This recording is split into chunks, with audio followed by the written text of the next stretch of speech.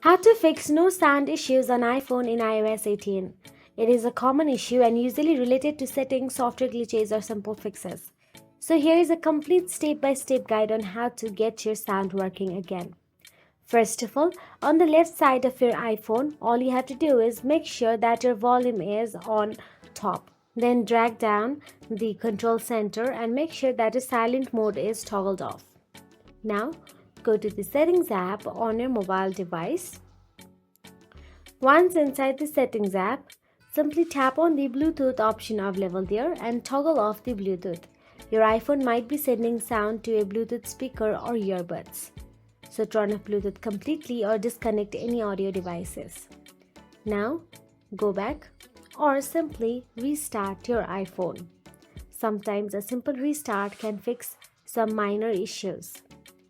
Now all you have to do is wait 10 seconds, then turn it on again. And that is it. If you found this video helpful, please like, share and subscribe our channel, and thank you so much for watching.